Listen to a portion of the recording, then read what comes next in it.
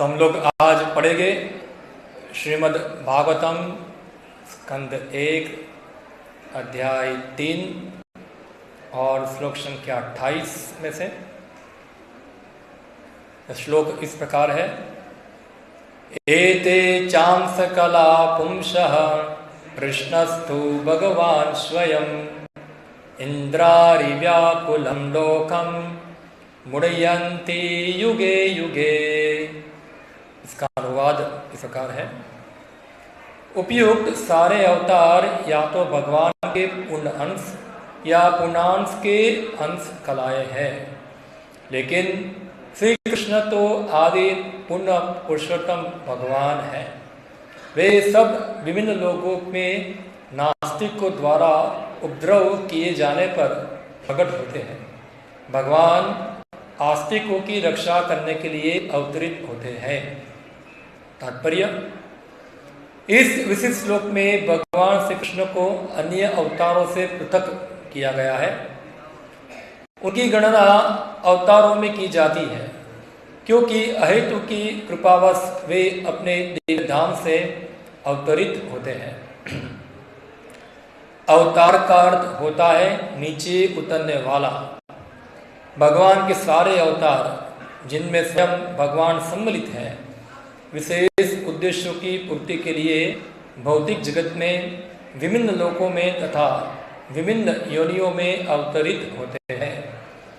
कभी वे स्वयं आते हैं और कभी उनके अलग अलग पूर्ण अंश या अंश या फिर उनके द्वारा प्रत्यक्ष अथवा अप्रत्यक्ष रूप से आवेशित अंश इस भौतिक जगत में विशिष्ट कार्यों को संपन्न करने के लिए अवतरित होते हैं। भगवान मूल रूप से समस्त ऐश्वर्य, सामर्थ्य, यश, सौंदर्य, ज्ञान तथा वैराग्य से पूर्ण होते हैं। जब ये पूर्णांश या अंशों द्वारा अंशतः प्रकट होते हैं, तो यह समझना चाहिए कि उन विशिष्ट कार्यों के लिए उनकी विशिष्ट शक्तियों के प्राकट्य की आवश्यकता होती है। जब कमरे में बिजली के छोटे छोटे लट्टू जलते हैं, तो इसका अर्थ यह नहीं होता कि बिजली घर केवल इन्हीं लट्टुओं तक सीमित है। उसी बिजली घर से भारी क्षमता वाले बड़े बड़े औद्योगिक डायनामो चलाए जा सकते हैं। इसी प्रकार भगवान के अवतार सीमित शक्ति का ही प्रदर्शन करते हैं, क्योंकि उस समय इतनी शक्ति की आवश्यकता होती है। अभी तात्पर्य बहुत लंबा है, मैं एक ही पैराग्राफ पढ़ता हूँ। ओम अज्ञानतिमिरन्धस्य ज्ञानाञ्जनशलाकया चक्षुरुन्मीलितं येन तस्मै श्रीगुरुवे नमः। श्रीचैतन्यमनोभीष्टं स्थापितं येन भूतले स्वयं रूपः कदा मह्यं ददाति स्वपदान्तिकम्। वन्देऽहं श्रीगुरो श्रीयुतापदकमलं श्रीगुरुन् वैष्णवांश्च श्रीरूपं साग्रजातं सहगणरघुनाथान्वितं त्वं सजीवं साद्वैतं सावधूतं परिजनसहितं कृष्णचैतन्यदेवं श्रीराधाकृष्णपादान् सहगणललिता श्रीविशाखांश्च श्रीकृष्णचैतन्य प्रभुनित्यानन्द श्री अद्वैत गदाधर शिवासादि गौर भक्तवृंद। हरे कृष्णा कृष्णा कृष्णा हरे हरे, हरे राम राम राम हरे हरे। हरे कृष्णा। तो सभी लोगों का इस्कॉन जामनगर हार्दिक स्वागत करते हैं। तो आज आप सब लोग यहाँ आए हैं, उसका कारण है जन्माष्टमी। इतने सारे लोग इकट्ठा हुए हैं, तो अलग अलग कारणों से लोग इकट्ठा होते हैं। या तो भीड़ लगती है जब क्रिकेट का मैच होता है, हाँ, या तो कोई पॉलिटिशियन की रैली होती है जिसमें भाड़े के लोग आते हैं। हाँ, ऐसा ही होता है। गांव से भाड़े को भर के लाते हैं, उनकी रैली के अंदर 500 रुपये लेके सबको लेके आते हैं, टोला पूरा खड़ा करते हैं। तो यहाँ आपको किसी ने 500 रुपया दिया है आने के लिए, या तो आप क्रिकेट का मैच देखने आए या नहीं। आज क्यों आए, क्या कारण है? जन्माष्टमी, भगवान श्री कृष्ण का जन्मदिन। इसमें क्या है जन्मदिन? तो बहुत सारे लोगों का जन्मदिन आता है, उसमें तो इतने सारे लोग नहीं जाते हैं। और ये जन्मदिन खाली एक शहर तक सीमित नहीं है, पूरी दुनिया में मना रहे हैं ऐसा है। और पूरी दुनिया के लाखों लाखों लोग जो है आज मंदिर जा रहे हैं। क्यों जा रहे हैं? क्या जन्मदिन का क्या विशेष महत्व है? क्या मुकेश अंबानी के जन्मदिन में ऐसा मनाते हैं? शायद तो नहीं होगा। क्यों? क्योंकि आज भगवान कृष्ण का जन्मदिन है। तो हमको समझना चाहिए, सबसे पहले कृष्ण भगवान है। क्या है? कृष्ण भगवान है जो सबको जन्म देने वाले हैं। गीता के अंदर भगवान बताते हैं, माता हम जगतो दाता पिता पिता महश्च। मैं ही सब जगत का माता हूँ, पिता हूँ और प्रपितामह भी मैं ही हूँ। और श्रीमद् भागवतम के अंदर बताया है, जन्म आदि यशतः। इसका अर्थ होता है कि सभी वस्तु की उत्पत्ति जो होती है वो भगवान से होती है। और गीता के अंदर भी भगवान कृष्ण बताते हैं, अहम सर्वस्व प्रभव मता सर्वम प्रवर्तते इति मत्वा भजन्ते माम बुधा भाव समान्विता।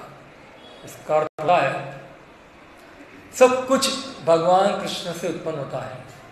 तो हमारी उत्पत्ति भी कहाँ से हुई है? भगवान कृष्ण से। तो फिर भगवान का जन्म कैसे होगा? भगवान को कौन जन्म दे सकता है? अगर कोई भगवान को जन्म देगा फिर वो भगवान हो जाएगा। तो फिर हम जन्माष्टमी क्यों मनाते हैं? तो यहाँ हमको समझना है भगवान कृष्ण का जन्म जो है और हमारा जन्म जो है उसमें जमीन आसमान का अंतर है। हम जब जन्म लेते हैं तो हम कर्मों के परिणाम से विवश होकर हमको ये जगत के अंदर जन्म ग्रहण करना पड़ता है। हम बाध्य होते हैं, हम स्वतंत्र नहीं हैं। हमको जन्म लेना पड़ता है, हम स्कूल जाना पड़ता है, पढ़ाई करना पड़ता है, जॉब करना होता है। हाँ, हमको कितना सारा कार्य करने के लिए बाध्य है। हम स्वतंत्र, और एक दिन हमको शरीर भी छोड़ना होता है। कोई बोलेगा मैं तो ये शरीर में रहना चाहता हूँ, क्या आप रह पाएंगे?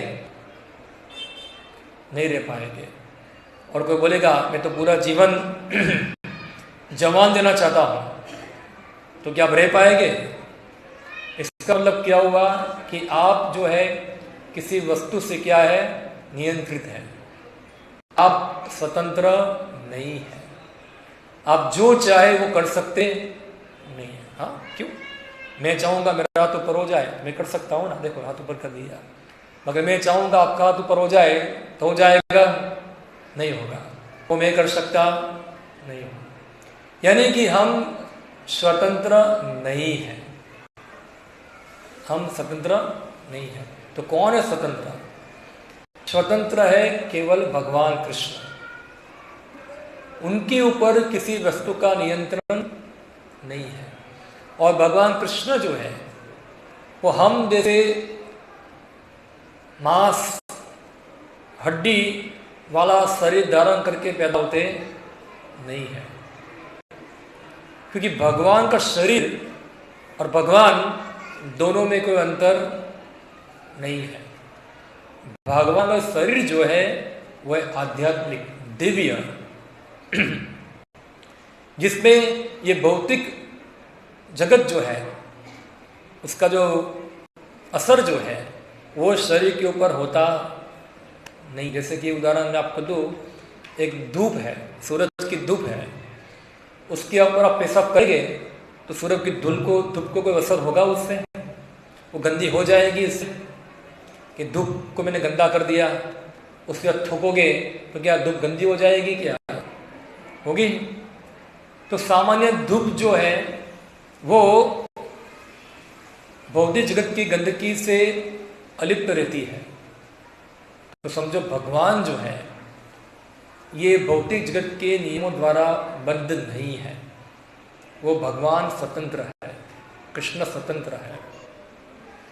हाँ, और वो आते हैं यहाँ। तो जब आते हैं तो उसके आने के पीछे कुछ कारण भी होगा, क्यों आएंगे इधर, क्या आने का कारण है, और हमको क्यों इधर भेजा हुआ है, क्यों आते हैं। तो ये जो जगत है, ये भौतिक जगत है, एक कारागार जैसा है जिसमें सभी कैदियों को डाला हुआ है। कोई कैदी फर्स्ट क्लास इंटेलिजेंट है, कोई कैदी सेकंड क्लास इंटेलिजेंट है, कोई थर्ड क्लास है, पर कैदी क्या है, सब लोग हैं। सब लोग ये जगत में क्या कर रहे हैं, संघर्ष कर रहे हैं। किसके लिए, अपने अस्तित्व को टिकाने के लिए संघर्ष करते हैं, दिन रात संघर्ष करते हैं, सुख के लिए, आनंद के लिए। कितना मेहनत करते हैं लोग, आनंद मिल जाए, आनंद मिल जाए, आनंद मिल जाए, मगर आनंद तो हमेशा क्या होता है, दूरी भागता है। कभी हाथ से पकड़ सकते नहीं है, जितना पकड़ने जाओ इतना दूर जाता है। हाँ, तो ये आनंद है, हम सब ढूंढते हैं, क्योंकि हम जानते नहीं है कि आनंद का स्रोत कौन है, साक्षात आनंद कौन है। साक्षात आनंद है भगवान कृष्ण, वो आनंदमयी है। हाँ, वही आनंद है। और जो कोई व्यक्ति जो है भगवान कृष्ण से दूर जाता है, उतना व्यक्ति जो है वो दुखी होता है, और जितना व्यक्ति भगवान कृष्ण के नजीक आता है उतना वो क्या होता है, आनंदमय होता है। जैसा उदाहरण दूं मैं, एक लोहा है, उसको अग्नि से आप भूले जाओगे तो क्या हो जाएगा, वो ठंडा हो जाएगा। मगर वही लोहे को आप अग्नि के पास लेके आ जाओगे तो क्या हो जाएगा, वो भी गर्म हो जाएगा, और धीरे धीरे वो भी अग्नि बन जाएगा। तो हम सब आनंद चाहते हैं, तो आनंद का जो स्रोत है वो है भगवान कृष्ण। हाँ, और भगवान कृष्ण इधर आते हैं हमको वापस उनके धाम बुलाने के लिए, क्योंकि हमारा भगवान कृष्ण के साथ क्या है, संबंध है। हमको बुलाने आते हैं कि जगत में सड़ना बंद करो, मेरे साथ मेरे धाम में चलो, ये सब मल मूत्र कीचड़ छोड़ो, इसमें कोई आनंद नहीं है। क्या आनंद है, अच्छे अच्छे हाईवे, अच्छे अच्छे अपार्टमेंट, बड़ा बड़ा स्मार्टफोन, मोबाइल फोन, या कितने सारी भौतिक संपत्ति है, कितना सारा भौतिक प्रलोभन है। भगवान बता रहे हैं ऐसा, ये सब में आनंद नहीं है, ये सब में आनंद नहीं है। ऊपर से इतना सब प्राप्त करने के बाद भी लोग क्या है, दुखी है, लोग असंतुष्ट हैं। हाँ, तो भगवान ही उपदेश देने के लिए आते हैं। हाँ, अपने यहाँ आकर सभी जीवों को अपनी लीला को प्रदर्शित करते हैं, और सभी जीवों को अपने धाम में बुलाने के लिए आते हैं। तो भगवान का धाम जो है वो कोई खाली नहीं पड़ा है कि वहाँ खाली भगवान अकेले रहते हैं बस, और कोई नहीं है, और बस उनको हमारी आवश्यकता है कि आप आ जाओ, आ जाओ, हमारे पैर पड़ेंगे, हमारे हाथ जुड़ेंगे कि आप ऊपर आ जाओ। भगवान का धाम पूरा भरपूर है। ये जगत के से ज़्यादा 3 गुना जीव जो है वो भगवान कृष्ण के धाम में रहते हैं, जिनका नाम है गोलोक धाम, वृंदावन धाम, वैकुंठ धाम। इस सब धाम से क्या है, भगवान का दिव्य धाम जो है वो जाना जाता है। तो भगवान इस प्रकार आते हैं हमको वापस हमारे घर ले जाने के लिए, क्योंकि वही हमारा वास्तविक घर है। आपने देखा होगा हमारा बाहर बुक टेबल है, उसके ऊपर अंग्रेजी पत्रिका है जिसका नाम है back to Godhead, back to home, back to Godhead. इसका मतलब हुआ चलो वापस भगवत धाम चलो। तो भगवान कृष्ण का आने का उद्देश्य नहीं है। तो हमको समझना है कृष्ण जो है उनको इस जगत से कुछ चाहिए नहीं, उनको जगत में कुछ प्राप्त करने के लिए कुछ आवश्यकता क्या वो प्राप्त करेंगे यहाँ।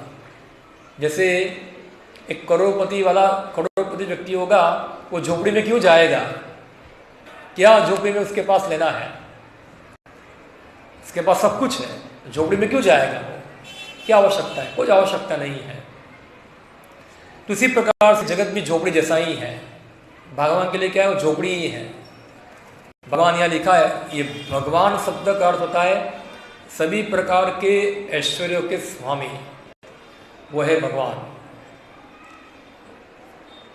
6 प्रकार के ऐश्वर्य होते हैं। हाँ, ऐश्वर्यस्य समग्रस्य वीर्यस यशस श्रिय ज्ञान वैराग्य चैव क्षण्णमिति भगगणा। इसका अर्थ होता है ऐश्वर्यस्य समग्रस्य, भगवान जो है सभी से भी ज्यादा भगवान क्या है? धनवान है। आप में से कौन धनवान है ज्यादा? कोई किसी के पास 1 करोड़, 2 करोड़, 3 करोड़, 4 करोड़ होगा, कोई 5,000 करोड़ वाला होगा। दुनिया का सबसे धनवान व्यक्ति कौन है? Bill Gates. अभी कोई दूसरा गया, कौन? मस्क। ओके। तो खाली इतने बड़े ब्रह्मांड के अंदर एक छोटी सी पृथ्वी है, उसके अंदर कितना डॉलर कमाता होगा? डॉलर होगा ना उसका, तो कुछ डॉलर का संपत्ति का मालिक होगा। मगर एलन मस्क चला जाएगा तो उसकी संपत्ति कहाँ जाएगी? साथ लेके जाएगा वो। तो एलन मस्क की संपत्ति बहुत कम है। पूरी दुनिया की संपत्ति मिला दो, पूरे ब्रह्मांड की संपत्ति मिला दो, ये सब संपत्ति किसकी है? भगवान कृष्ण की है। भगवान कृष्ण दावा करते गीता के अंदर, सर्वलोकिक महेश्वरम, सभी लोगों का स्वामी कौन हूं? मैं हूं। तो आप देखो, सब लोग थोड़ी थोड़ी पैसों के लिए अभी आएंगे, रुपया डालेंगे, भगवान को बोलेंगे भगवान हमको पैसा दे दो। हाँ, भगवान क्यों? क्योंकि आपको पता है कि भगवान के पास क्या है? संपत्ति है। सभी लोग लक्ष्मी के पीछे भागते हैं ना। लक्ष्मी का घर में फोटो भी होता है, हाथ में से सब पैसा गिरता है और एक मटका में सब भर जाता है। देखा है? लक्ष्मी पैसा गिरा है सब, मगर वही लक्ष्मी क्या है? भगवान कृष्ण की सेवा करती है। हाँ, लक्ष्मी सहस्त्र शतसंभ्रम सेव्यमानम गोविंदम आदि पुरुषम तमहम भजामि। ऐसी एक नहीं, हजारों लक्ष्मियां जो है भगवान की सेवा करने के लिए तत्पर रहती है। हाँ, तो हम लक्ष्मी के एक छोटे से अंश के लिए हम कितना कुदाकुद करते हैं। ऐसी हजारों लक्ष्मी भगवान की सेवा करती है। तो भगवान जो है सब प्रकार के लक्ष्मियों के स्वामी है। भगवान सबसे बलशाली है। कौन है बलशाली सबसे बड़ा? कोई जानते नहीं है, कोई जानता नहीं है। तो सबसे बलशाली कौन है? कृष्ण। लक्ष्मीपति भी है और साथ क्या है? बलशाली भी है। उनको बल प्राप्त करने के लिए जिम में जाने की आवश्यकता होती नहीं। वो जिम में जाके सब मसल्स बढ़ाने पड़ेगा ऐसा है, और सब कुफू सीखना पड़ेगा ऐसा है, बंदूक चलाना पड़ेगा, ये सब उनको आवश्यकता नहीं। स्वाभाविकी ज्ञान बल क्रियाच, उनके पास स्वाभाविक बल है। इतना बल है कि जब वो खाली कितने साल के 7 साल के उम्र के अंदर अपनी ये उंगली से क्या धारण करते हैं? गोवर्धन पर्वत।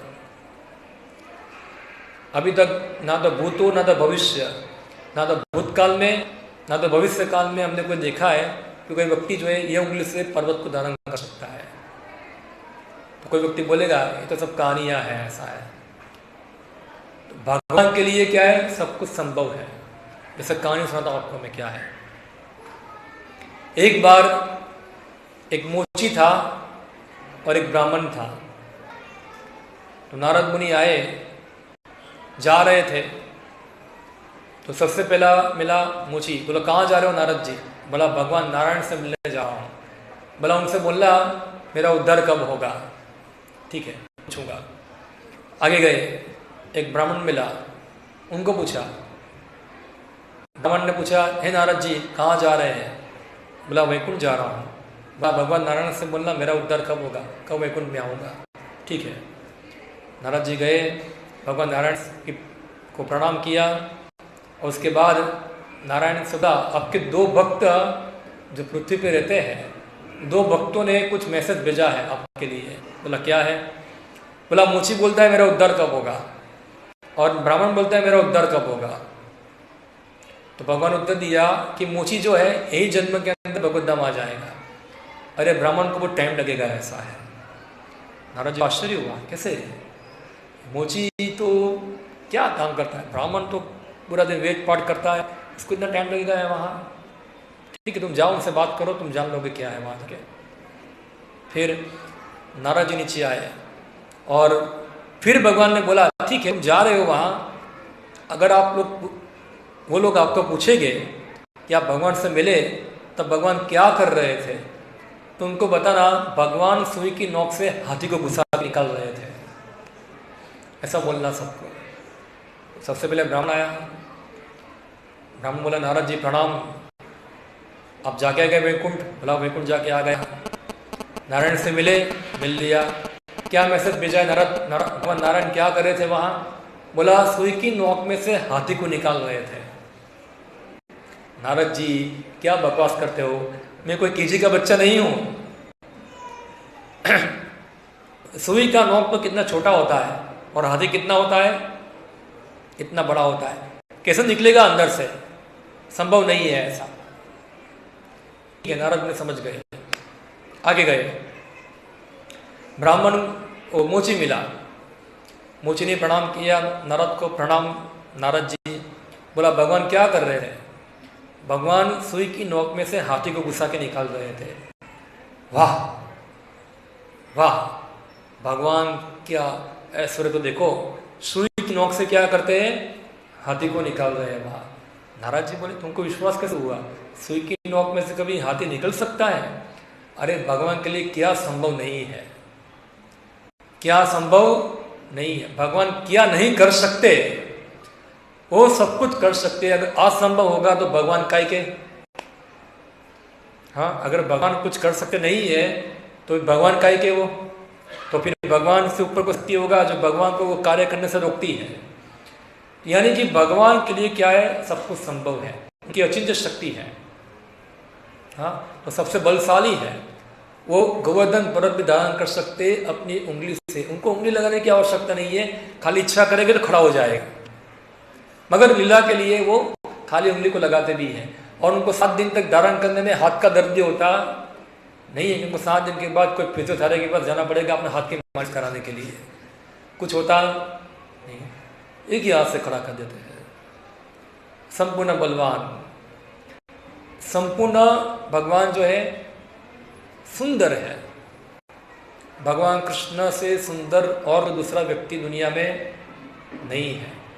दुनिया में जितनी सुंदरता होती है वो क्या होती है, कितने दिन के लिए टिकती है? क्या बोलते हैं वो? 4 दिन की चांदनी, फिर अंधेरी रात, 4 दिन की जवानी, फिर क्या होती है? फिर वही बुढ़ापा होता है। तो 4 दिन की चांदनी होती है। भगवान की 4 दिन की चांदनी नहीं है, हमेशा पूर्णिमा रहता है उनका।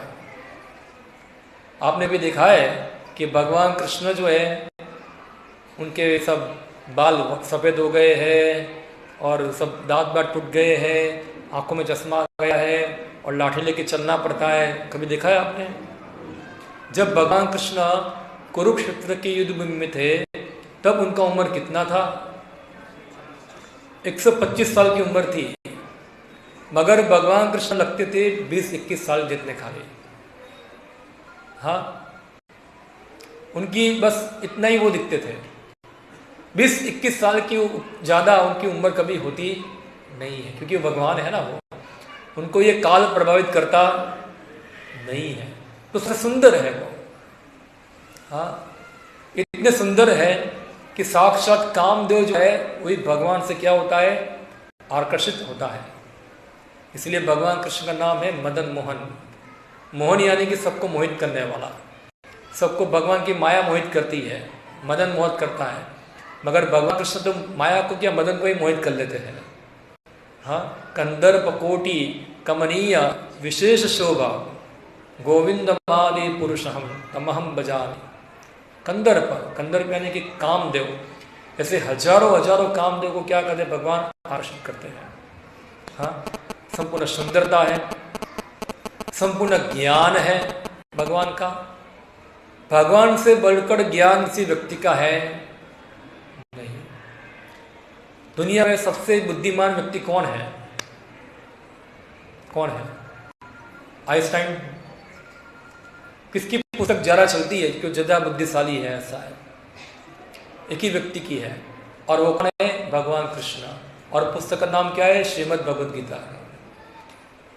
अभी तक ऐसा कोई दूसरा व्यक्ति नहीं आया कि बोलेगा अभी गीता पुरानी हो गई, अभी हम गीता को क्या करेंगे, अपडेट करेंगे। ऐसा है, अपडेट करने की आवश्यकता होती है कभी गीता को, कि चलो अभी ये श्लोक को अपडेट करते हैं, ये श्लोक के अंदर ग्रामर में ये मिस्टेक है, या तो फिर ये श्लोक का वो ये अर्थ है। ऐसा करने की आवश्यकता पड़ती है नहीं, क्योंकि पूर्ण व्यक्ति भगवान पूर्ण है, इसलिए उनके द्वारा दिए जाने वाला ज्ञान भी क्या होता है, और पूर्ण होता है। इसलिए भगवद गीता के ज्ञान को अपडेट करने की आवश्यकता नहीं है, वो पूर्ण है, वो पूर्ण है। इसलिए भगवान जो है, उनका ज्ञान जो है सबसे श्रेष्ठ है। सबसे ज्ञानी व्यक्ति कौन है? भगवान कृष्ण ही है। और उसके बाद है बल आ गया, सुंदरता आ गई, फिर क्या बाकी रह गया? यस, भगवान कृष्ण का यस। तो हम देखते हैं, जैसे मैंने पहले बताया, आप लोग यहाँ आए हुए, क्यों आए हुए हैं? क्योंकि भगवान कृष्ण का जन्मदिन है। आप देखो, भगवान कृष्ण का प्राकट्य तो 5000 साल पहले हुआ था, मगर उनका जो यश है वो तो दिन प्रतिदिन क्या है, बढ़ता ही जाता है। अब इसके बाद हम देखते 2 अक्टूबर को क्या आता है, किसी को पता भी नहीं होगा, सब भूल गए हैं। वो गांधी का जन्मदिन था, सब लोग भूल गए उसको। उनका यश क्या हो गया, खत्म हो गया। और थोड़ा बहुत कुछ जानते भी है राजकारणी लोग, वो क्या करेंगे, एक दिन पहले जाएंगे, झाड़ू लेंगे, ऊपर सब टट्टी करके जाते कबूतर, उसको साफ करेंगे और हार लगा के फोटो खींचा के आ जाएंगे। फिर क्या होगा, फिर से कबूतर टट्टी करेगा, वहां कोई देखने जाता नहीं। ये उनका यश है, वहां कोई इतना केयर करता नहीं है। मगर भगवान कृष्ण का यश जो है दिन प्रतिदिन बढ़ता ही जाता है, बढ़ता ही जाता है, बढ़ता ही जाता है, बढ़ता ही जाता है। लाखों लाखों लोग जो है भगवान की जन्माष्टमी के दिन उनके दर्शन में जाते, उनको प्रार्थना करने जाते, उनको देखने जाते। सोचो, दुनिया में कौन ऐसा व्यक्ति होगा जिसको देखने के लिए, मिलने के लिए इतनी सारी भीड़ आती हो। मुझे लगता है कि कोई अमेरिका का प्रेसिडेंट भी होगा, जॉर्ज बाइडेन होगा, उसको भी उसके जन्मदिन में भी तो लोग जाएंगे वहां। ऐसा कौन है वो? एकमात्र कृष्ण। एकमात्र क्या है? कृष्ण। इसलिए उनका यश जो है वो बढ़ता ही जाता है, बढ़ता ही जाता है, कभी कम होता नहीं है। और फिर अंत में रह गया भगवान का वैराग्य, भगवान की अनासक्ति। हम देखते हैं कि किसी व्यक्ति के पास थोड़ा यश होता है, थोड़ा पैसा होता है, थोड़ा ज्ञान होता है, ये सब होता है, तो क्या होता है, उसका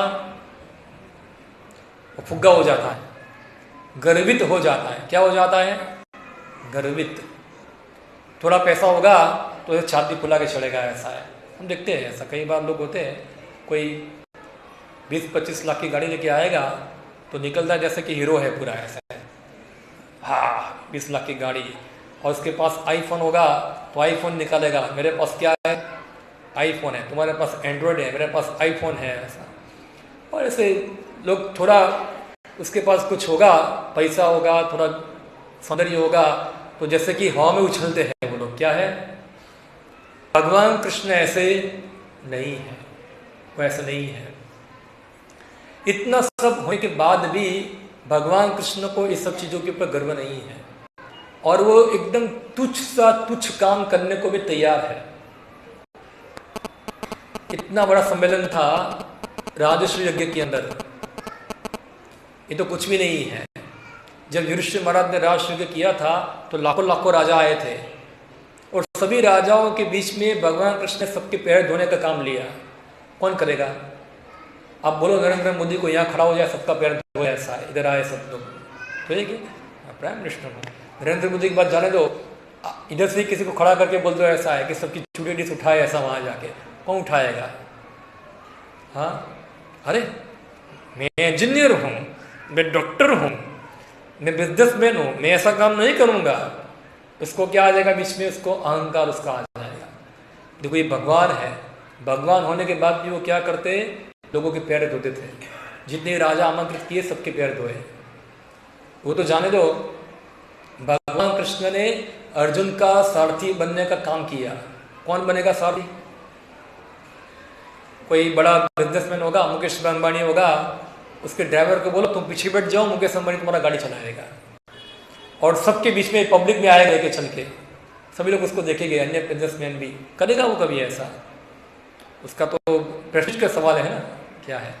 मगर भगवान कृष्ण ने अर्जुन को पीछे बैठाया और खुद क्या चला रहे हैं? उनका रथ चला रहे हैं, और सब दुनिया के राजा देख रहे हैं कि एक क्षत्रिय, क्योंकि भगवान क्षत्रिय का रोल करते थे, एक खुद भगवान भी है, क्षत्रिय तो वो नीचे आता है, उससे तो बड़ा भगवान है, फिर भी उनको ये काम करने में किसी प्रकार का हित किचत हुआ नहीं कि मैं अर्जुन का रथ चलाऊं, और रथ चलाने के सूत्र का काम करना।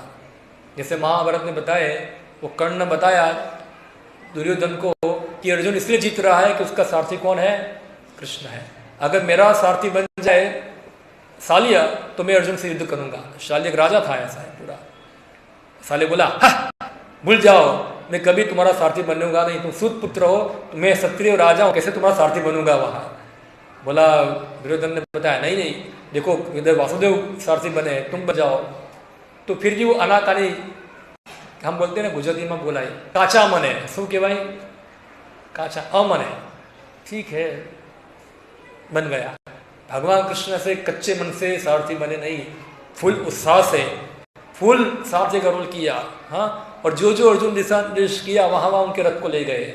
और सारथी का कर्तव्य होता है अपने जो रथी है उसको बचाना, तो भगवान कृष्ण हर बार अर्जुन को रक्षा करते थे वहाँ। तो हम देखते कि भगवान कृष्ण क्या है, उनके अंदर थोड़ा भी क्या है, गर्व नहीं है, उनके अंदर वैराग्य है, डिटैचमेंट है ये सब चीज़ों से। तो ये जो चीज़ है जिसके अंदर संपूर्ण मात्रा में है, वो व्यक्ति भगवान है। उसको कहते भग और वान। भग यानी कि ऐश्वर्य, वान यानी कि धारण करने वाला, वो है भगवान। और वो एक मात्रा पूर्ण मात्रा में केवल भगवान श्री कृष्ण में ही है, और किसी में नहीं है। तो हम देखते हैं आज कलयुग है, और कलयुग के अंदर ऐसे बहुत सारे ढोंगी भगवानों की भीड़ लग जाती है, जो अपने आप को क्या बोलते हैं, मैं भगवान हूँ। थोड़ा कोई जादू दिखाएगा, मुंह में से 1 ग्राम सोना निकाल दिया, तो सब क्या बोलते हैं, इसको भगवान मानना चालू करते हैं। या तो कोई व्यक्ति फू हा फू करेगा आपको, और आपको कुछ हो गया, तो सब बोलेंगे हाँ क्या हो गया, ये भगवान हो गया। हाँ, तो ये परेशानी है हमारी। थोड़ा कोई जादू दिखाता है, थोड़ा कोई व्यक्ति शक्ति दिखाता है, तो व्यक्ति उसको भगवान मानना चालू कर देते हैं। और फिर वो भगवान भी बूढ़े होते हैं, वो भगवान के दांत गिर जाते हैं, उनको भी हॉस्पिटल भर्ती करना पड़ता है, भगवान को भी बॉर्डर चढ़ाना पड़ता है, और वो मर जाते हैं। हाँ, तो ये भगवान कृष्ण जो है ऐसे डुप्लीकेट भगवान नहीं है। तो आजकल कलयुग के अंदर ऐसे सो कॉल्ड बहुत सारे भगवानों की भीड़ लग गई है। वो बंगाल के अंदर बताते हैं, यतो गांव ततो भगवान। जितने गांव है इतने गांव के अंदर एक भगवान बन के बैठा होगा। ऐसा ये भगवान, वो भगवान, फलाना भगवान, चिकना भगवान, ये भगवान, क्या सब इतने सारे भगवान होते हैं क्या? भगवान एक ही है, और वो कौन है? कृष्ण ही है। कौन बोलता है? हम इस्कॉन वाले बोलते हैं ऐसा, मैं नहीं बोलता हूँ, श्रीमद् भागवतम बोलता है। अभी मैंने पढ़ा ना, क्या लिखा है इसके अंदर, एते चांस कुला पुरुषः कृष्णस्तु भगवान श्रम। ये भागवतम बोल रहा है, मैं नहीं बोल रहा हूँ ऐसा है। मैं तो भागवतम की बात को रिपीट करता हूँ। यहाँ तो जितने भी अवतार आते हैं, जितने भी है, सब भगवान कृष्ण के अंश हैं, उनसे ही सब कुछ प्रकट होता है। और अवतार को भी इसी प्रकार समझना होता है कि सभी अवतारों का वर्णन शास्त्र में होता है। ऐसा नहीं कोई भी व्यक्ति होगा वो बोले भगवान कृष्ण का अवतार है, मेरे गुरु जी भगवान कृष्ण के अवतार है। क्या प्रमाण है शास्त्र के अंदर? दिखाओ, कोई प्रमाण है? बस हम लोग मानते हैं ऐसा, तुम्हारे मन से हो जाएगा ऐसे? शास्त्र प्रमाण होना चाहिए। मैं मानता हूं कि अभी सुबह है, दिन है, तो दिन हो जाएगा क्या? इसलिए भगवान को समझने के लिए हमको शास्त्र के प्रमाण से गुजरना होगा। इसलिए गीता के अंदर आप देखोगे अर्जुन ने भगवान कृष्ण को बोला कि आप अपना विश्वरूप दिखाइए। अर्जुन को तो पता ही है कृष्ण कौन है, भगवान है, मगर अर्जुन को लगा कि भविष्य में ऐसे बहुत सारे ढोंगी भगवान आ जाएंगे जो अपने को क्या बोलेंगे, मैं कृष्ण हूं, कृष्ण का अवतार हूं। तो फिर अर्जुन इसलिए देखा कि ऐसे ढोंगी अवतारों को भगवान को बोलना चाहिए आप भी अपना विश्वरूप दिखाओ। इसे अर्जुन ने दिखाया। वहां दिखा सकते हैं? नहीं दिखा सकते। और फिर अर्जुन बोलते हैं भगवान कृष्ण को, परम ब्रह्म परम धाम पवित्रम परम भवान पुरुषम स्वासतम दिव्यम आदि देवम अजम विभुम। इसका अर्थ होता है कि भगवान कृष्ण परम पुरुष है, परम धाम है, हाँ परम भवान आप ही परम पुरुष है। और इतना ही नहीं, अर्जुन बोलते ये मैं नहीं बोल रहा हूं, आहुस्त्वाम ऋषय सर्वे देवर्षि नारदस्तथा अशितो देवलो व्यासो स्वयं एव ब्रवर्षि में। खाली मैं नहीं बोलता हूं, असितो देवल व्यास महान महान ऋषि जो है। हरे कृष्ण, सबको रोक के रखो ना प्रभु, क्यों खड़े हुए वहां? इधर राकेश प्रभु, सब थोड़ा डिस्टर्ब हो रहा है मुझे इधर।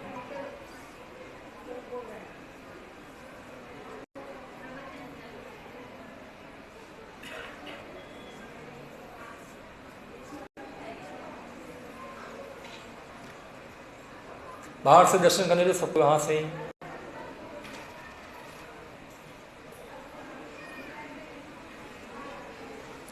क्लास के बाद आप फुल दर्शन करो, आपके लिए मंदिर खुला है पूरा दिन, 1 बजे तक खुला रहेगा। सुनो पहले क्या है।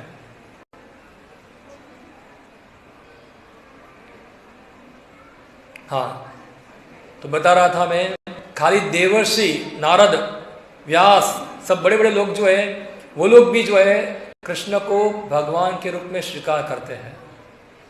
बड़े बड़े आचार्य हो गए, मध्वाचार्य, रामानुजाचार्य, शंकराचार्य, वल्लभाचार्य, विष्णु स्वामी, सभी लोगों का एक ही मत है, कृष्णस्तु भगवान स्वयं, कृष्ण ही परम पुरुषोत्तम भगवान है। तो ये चीज भगवान खुद प्रकट करने के लिए आते हैं। और हमको जानना चाहिए कि हमारा संबंध जो है वो भगवान कृष्ण के साथ है। भगवान कृष्ण बताए गीता के अंदर, मामेव अंश जीवलोके जीवभूत सनातन, ये सब जीव जो है मेरे अंश है। मन सस्थानी इंद्रियानी प्रकृति स्थानी कर्षति। और मन और इंद्रियों के साथ, शरीर के साथ क्या कर रहे हैं? वो संघर्ष कर रहे हैं इधर। तो इसलिए भगवान कृष्ण यहाँ आते हैं हमको अपने बारे में बताने के लिए, जिससे क्या हो, किसी को कोई कंफ्यूजन ना हो।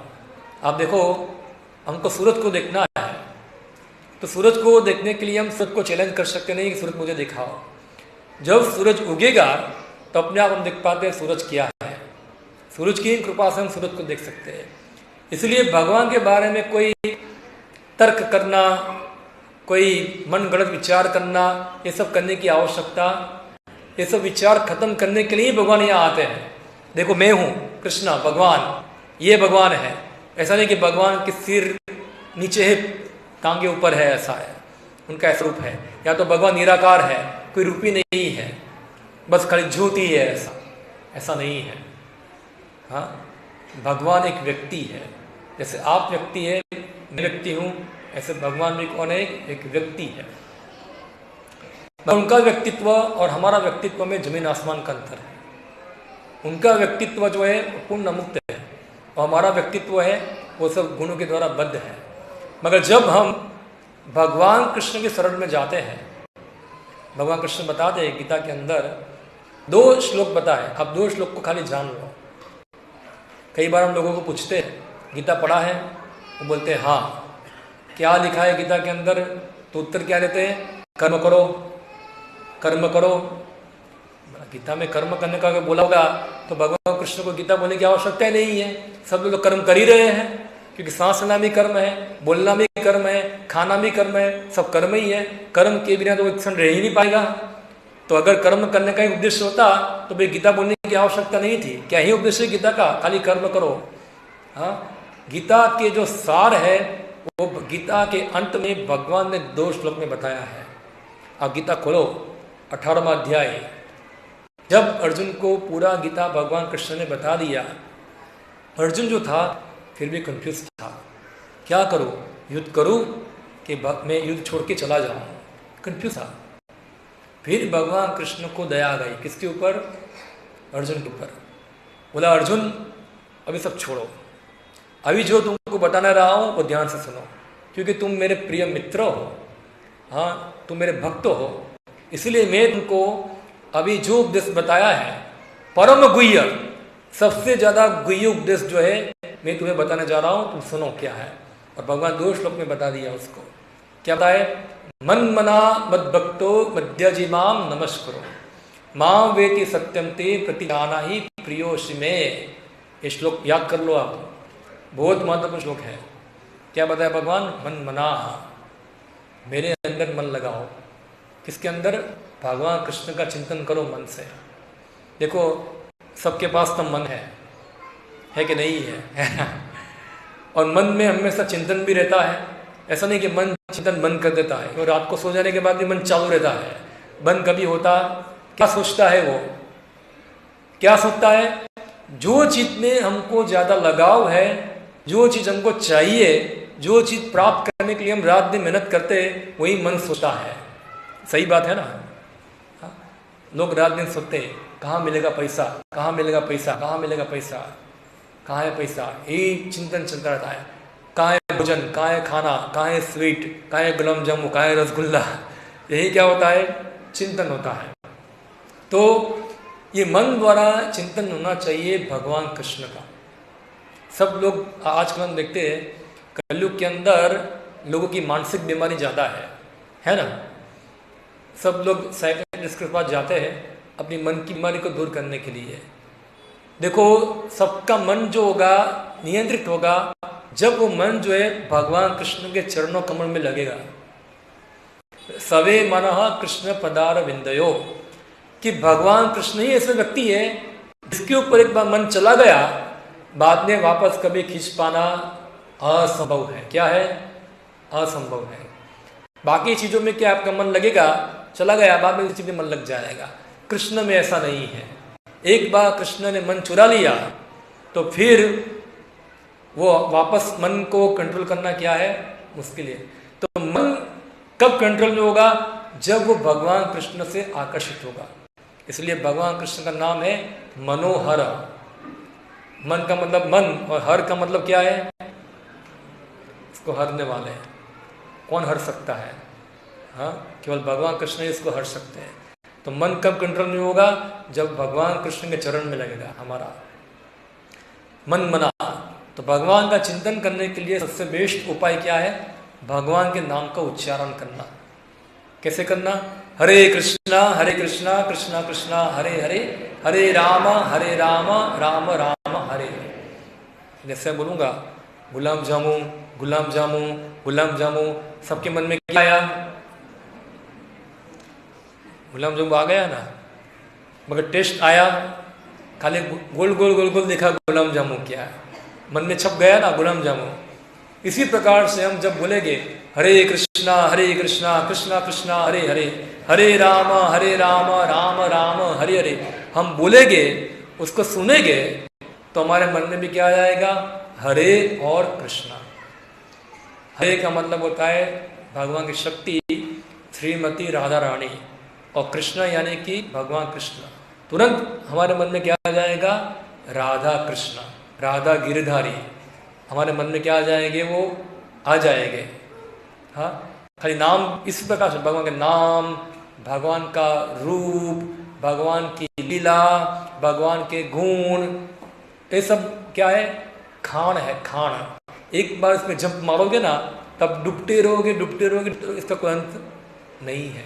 इसको कहते हैं मन मना, भगवान में मन लगाना। और ये मन लगाने के लिए आपको जंगल में जाने की आवश्यकता नहीं है कि मैं ध्यान लगाऊं ऐसे और ऐसे मन लगाऊं बैठ के। आप कहीं भी किसी भी अवस्था में अपने मन को भगवान कृष्ण में लगा सकते हैं। हाँ, तो भगवान में मन लगाने के लिए आपको क्या करना पड़ेगा? भगवान के बारे में सुनना पड़ेगा। क्या है? श्रवण करना पड़ेगा, सुनना पड़ेगा। ये जो हमारा मंदिर है, ये बनाया है, उसका उद्देश्य क्या है? कि हम लोगों को भगवान के बारे में सुनाएं। लोग इधर आके भगवान कृष्ण के बारे में सुने। जैसे उदाहरण मैं आपको दूं, आप में से कितने लोग जो है, अगर मैं बोलूँगा कि आपको अमेरिका जाना है, कितने लोग तैयार है जाने के लिए? फ्री ले जाऊँगा, कितने लोग? सब लोग तैयार हो जाएंगे, मैं आऊँगा, ऐसा है। मुझे अमेरिका, क्यों अमेरिका जाना है आपको? क्योंकि आपने अमेरिका के बारे में बहुत सारा सुना है कि अमेरिका क्या होता है, बहुत बड़ी बिल्डिंग है वहाँ, तो ये है वो है, थोड़ा एक बार चक्कर लगाना ही है वहाँ, ऐसा है। इतना श्रवण किया है ना, किसके बारे में? अमेरिका के बारे में। उसी प्रकार आप इतना सुनेंगे भगवान कृष्ण के बारे में, तो आपकी भी क्या इच्छा होगी?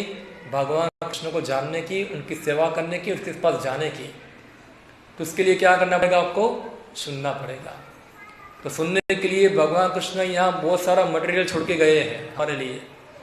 सबसे बेस्ट मटेरियल क्या है यहाँ? अब देखो, इधर है श्रीमद् भागवतम। ये क्या है? भगवान के बारे में सुनने के लिए सबसे क्या है? बेस्ट मटेरियल है।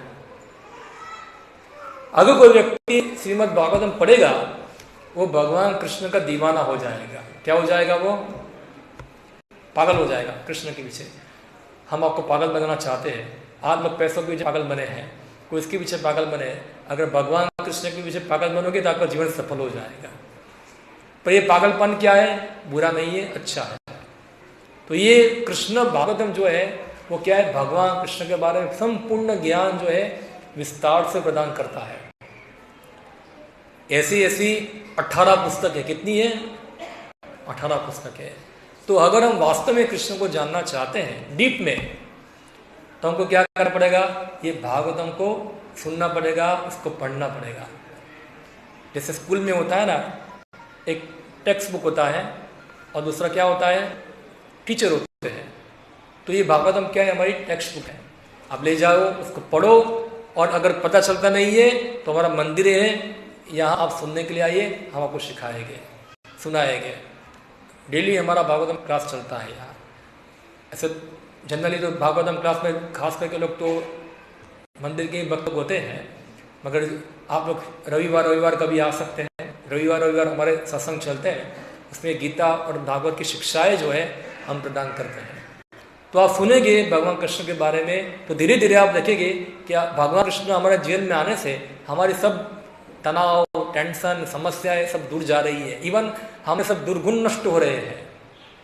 हाँ, हम धीरे धीरे शुद्ध हो रहे हैं। कि भगवान कृष्ण क्या है? परम शुद्ध है, शुद्ध है। कोई भी गंदी चीज होती है, अगर सूर्य प्रकाश के संपर्क में आती है तो क्या बन जाती है? वो भी शुद्ध हो जाती है। इसी प्रकार हम भगवान कृष्ण के संपर्क में आएंगे तो हम भी क्या हो जाएंगे? शुद्ध हो जाएंगे। इसलिए क्या है? भागवतम जो है वो बेस्ट तरीका है भगवान के बारे में समझने के लिए, सुनने के लिए। तो उसके कहते हैं मन मना, मत भक्तो, भगवान के भक्त बनो। भक्त बनना इतना मुश्किल, सब लोग तो भक्त ही आजकल।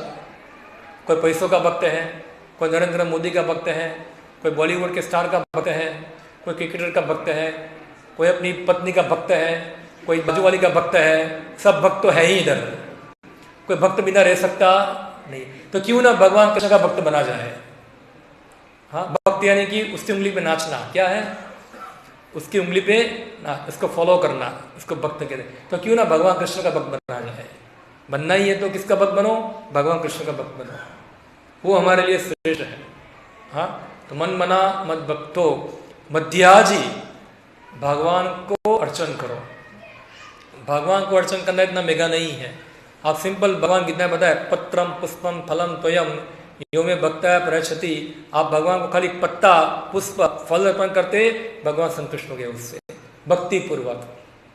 ऐसा नहीं कि सबको इतना बड़ा मंदिर बनाना पड़ेगा, जो भी आपकी क्षमता है उस अनुसार आप भगवान की सेवा कर सकते हैं, अर्जन कर सकते हैं। और मध्यजिमाम नमस्कुरु, भगवान को प्रणाम करो। कैसे प्रणाम करो? दंडवत प्रणाम करो आके। कोई व्यक्ति दंडवत प्रणाम कब करेगा? जब व्यक्ति स्वीकार करेगा कि ये व्यक्ति बड़ा है, मैं छोटा हूं। आजकल तो बच्चे में माँ बाप को पेड़ नहीं पड़ते हैं, खाली साल में एक बार पढ़ते हैं। कब? जब नया साल होता है गुजरातियों का, बेस्तु वर्ष, ये भी 10 रुपये लेवा माटे पगे लागे तो शू करेंगे? 10 रुपये कितने? अभी 10 रुपये, हमारे समय 10 था, अभी कितना हो गया? अभी 100 हो गया। महंगाई बढ़ गई है, तो 100 रुपया प्राप्त करने के लिए पैर पड़ते हैं। हाँ, तो फिर भी 100 रुपया लेने के लिए भी वो कोई पैर पड़ता है। जिसकी पैर पड़ता है उसको लगता है कि ठीक है, कम से कम पैर में पड़ रहा है, 100 रुपया भी देता है वो। तो सोचो कोई व्यक्ति भगवान कृष्ण के पैर पड़ेगा तो क्या होगा, कितना फायदा होगा इससे। तो भगवान बताया, अगर कोई व्यक्ति ये करेगा निश्चय रूप से वो मेरे पास आएगा। मैं अर्जुन वचन देता हूं, सत्य है मेरी बात। तो एक श्लोक ये भगवान कृष्ण ने बोला। और सेकंड भगवान ने बताया, सर्वधर्मान् परित्यज्य मामेकं शरणं व्रज अहम त्वाम सर्व पापेभ्यो मोक्षयिष्यामि मा शुचः। ये श्लोक हमारे लिए बहुत महत्वपूर्ण है। अगर हम कितने ही पापी क्यों ना हो, कितने भी बेकार व्यक्ति क्यों ना हो, कितने ही नालायक क्यों ना हो, कितने भी गंदे क्यों ना हो, मगर हम खाली एक बार जाके भगवान कृष्ण की शरणागति ले लेंगे, भगवान हम सबको माफ कर देंगे, हमारे सब पाप को नष्ट कर देंगे। अहम त्वाम सर्व पापेभ्यो मोक्षयिष्यामि मा शुचः। मा शुचः का मतलब क्या है? डरो मत। ये भगवान बता रहे हैं ऐसा। अगर हमारा पूर्व जीवन को पाप में ही है, मगर अभी हम सब पाप छोड़कर भगवान कृष्ण के शरण में जाते हैं, तो हमारा सब पाप जीवन से भगवान मुक्ति देंगे हमको। हाँ, वरना हमको हमारे कर्मफलों को भुगतने पड़ते हैं। ना जाने कितने जन्मों के कर्मफल है हमारे। हाँ, कब आएंगे कब जाएंगे पता चलता नहीं है। मगर भगवान कृष्ण एक सेकंड में हमारे सब कर्मफल को क्या खत्म कर सकते हैं, अगर हम भगवान कृष्ण की शरण में गंभीरता से जाए कि भगवान आज से मैं आपका शरणागत जीऊं, आप मुझे शरण लीजिए। अहम त्वाम सर्व पापेभ्यो मोक्षयिष्यामि मा शुचः। सब पाप को नष्ट कर देंगे। तो ये 2 श्लोक है, वो आप याद रखिए। और इसलिए आप आए हैं सुनने के लिए। बाहर जाएंगे थोड़ा बहुत दूसरे को बोलेंगे, सब भूल जाएंगे। ये हमारा कलयुग का बीमारी है। इसलिए इसको बार बार याद रखने के लिए क्या करो, ये सब ग्रंथ ले जाइए आप। बाहर हमारे बहुत सारे ग्रंथ पड़े हुए हैं, ये सब ग्रंथ ले जाइए। खास करके श्रीमद् भागवतम, ये सबसे अच्छा तरीका है पैसों को इन्वेस्ट करने का। अभी तो हम देखते सवर्ष के अंदर तो यहाँ सब लोग जुआ खेलते हैं, ज़्यादा सट्टा मारते हैं। इधर एक सट्टा इधर ही मार दो, इधर क्या है भागवतम के ऊपर। इसमें कोई रिस्क नहीं है, बाकी सब में तो अब रिस्क है पूरा, आपका सब पैसा चला जाएगा वहाँ। तो भागवतम एक रख सकते हैं, हमको चाहिए, अब होना ही चाहिए भागवतम हमारे घर के अंदर। अगर हमारे पास भागवतम नहीं है तो समझो हम लोग क्या है, अंधे हैं। क्या है? तो अंधा आदमी कैसा होगा? बाहर निकलेगा, निकल पाएगा? पहले बाहर निकल पाएगा?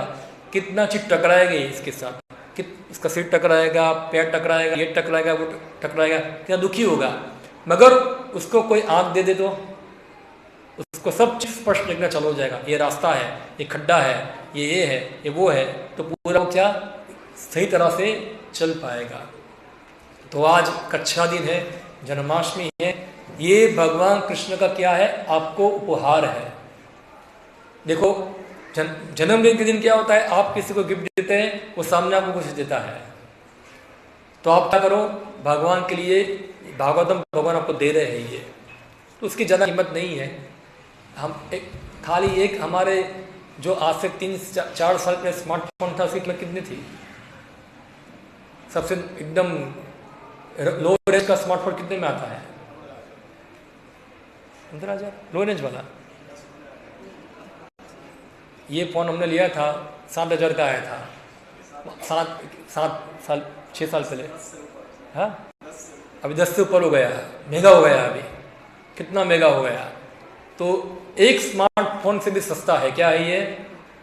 और स्मार्टफोन तो क्या होगा, 2-3 साल के बाद क्या होगा, बिगड़ जाएगा। और आजकल तो क्या है, घर घर के अंदर मेरा स्मार्टफोन, मेरी घरवाली का स्मार्टफोन, मेरे बच्चों का स्मार्टफोन, अगर हम दो, हमारे दो चाहिए, ऐसा है। सबके लिए क्या है, स्मार्टफोन है। मगर भागवतम किसी के पास नहीं है। हाँ, तो ये भागवतम तो क्या है, आप ले ही लीजिए। अच्छा दिन है आज, तो आपसे मिलती है, आप लोग भागवतम लीजिए और जानिए कैसे हमारा जीवन जो है केवल कृष्ण के शरण में आने से हमारा जीवन धन्य हो जाता है। हाँ, तो यहाँ हम समाप्त करते हैं। हरे कृष्णा। तो अभी आगे ड्रामा होगा और कुछ